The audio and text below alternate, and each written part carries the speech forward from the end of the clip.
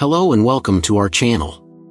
Today, we'll be delving into the inspiring story of Naaman, as told in 2 Kings 5. This compelling narrative reveals how a great warrior confronted his hidden struggles with faith and humility. Join us as we trace Naaman's path from leprosy to healing and discover invaluable lessons about obedience and God's boundless grace. If you're eager for inspiration, grab your Bible and let's get started. And if you enjoy this content, please give us a like, subscribe for more powerful stories, and share your insights in the comments below.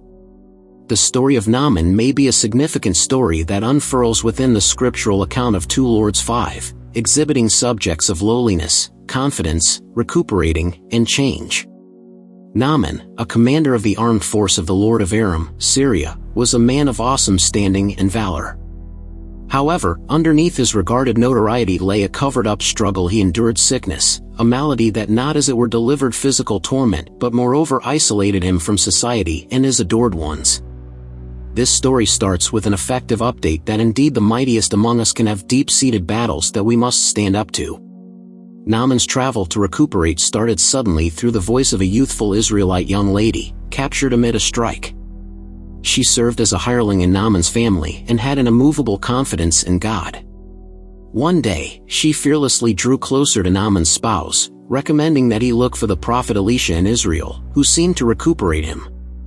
Her words started trust within the hearts of those around her, outlining how confidence can emerge from the foremost unforeseen sources. This youthful young lady, despite her status as a captive, had a significant effect on Naaman's life, reminding us that God can utilize anybody to communicate his message of trust and healing. Energized by his wife and the youthful girl's words, Naaman chose to set out on a travel to Israel. Be that as it may, his way was full of challenges. As a high-ranking military officer, Naaman was acclimated to being in control, but presently he had to humble himself to look for assistance for his disease. This step of confidence was critical, instructing us that genuine quality regularly requires defenselessness and the eagerness to inquire for help. Upon arriving in Israel, Naaman looked for the prophet Elisha, but rather than getting him specifically, Elisha sent a courier with enlightening. The courier told Naaman to wash within the Jordan waterway 7 times to be recuperated. Naaman's beginning reaction was one of outrage and incredulity. As a man of status, he anticipated a fantastic gesture, perhaps an individual experience with the prophet or an emotional recuperating ceremony. Instead, he got what appeared to be a straightforward, indeed insulting command. This minute uncovers a basic lesson about the nature of confidence and recuperating. In some cases, God's information may not adjust to our desires. Naaman wrestled with pride and skepticism. Are not Abana and Pharpar, the streams of Damascus, superior to all the waters of Israel? He shouted. He at first denied taking after Elisha's information, feeling insulted and underestimated.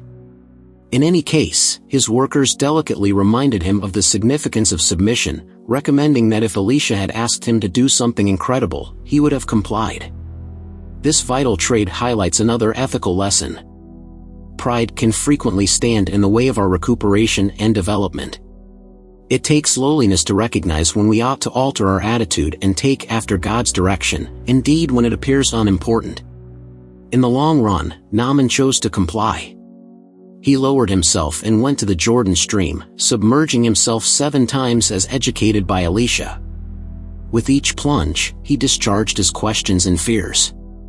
On the 7th wash, something supernatural happened. His skin was re-established, and he was mended.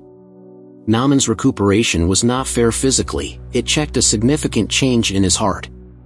This portion of the story emphasizes that confidence and submission can lead to marvelous changes in our lives.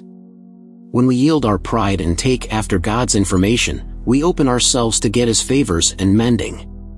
Overpowered with appreciation, Naaman returned to Elisha to thank him. He declared his newly discovered conviction within the God of Israel, recognizing that there's no other God in all the soil. Naaman advertised endowments to Elisha, but the prophet refused to acknowledge anything, emphasizing that God's elegance is openly given and cannot be bought. This minute highlights the significance of appreciation in our response to God's endowments.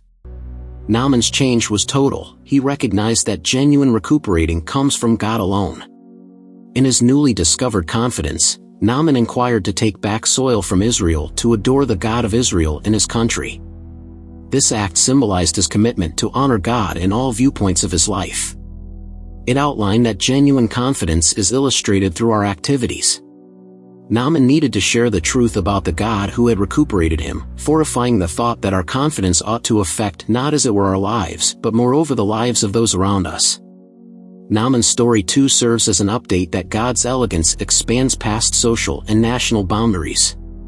Whereas Naaman was a Gentile, God chose to mend him and illustrate his control.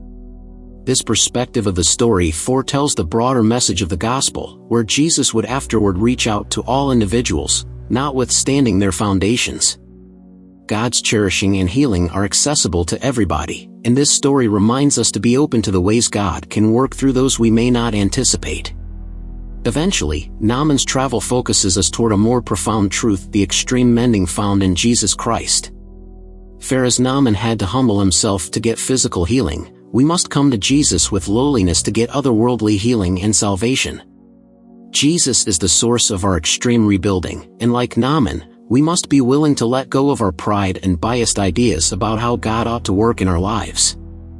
In conclusion, the story of Naaman may be an effective story of change, outlining key topics of lowliness, confidence, and compliance. Naaman's journey from a compelling warrior with a covered-up battle to a mended worker of God could be a confirmation of the effect of confidence and the significance of tuning into God's direction. Each character in this story, from the youthful young lady to Elisha, plays a crucial part in passing on the message that God can utilize anybody to bring trust and healing. As we reflect on Naaman's encounter, we are reminded that genuine quality lies in defenselessness and the eagerness to look for offer assistance. God's recuperation regularly comes through humble submission to His word, indeed when it doesn't adjust with our desires. Naaman's story empowers us to approach God with appreciation and to recognize the unimaginable elegance that He offers to all, notwithstanding our foundations or circumstances. Eventually, Naaman's travel leads us to the extreme healer, Jesus Christ, who welcomes us all to experience the transformative control of confidence and the blessing of salvation.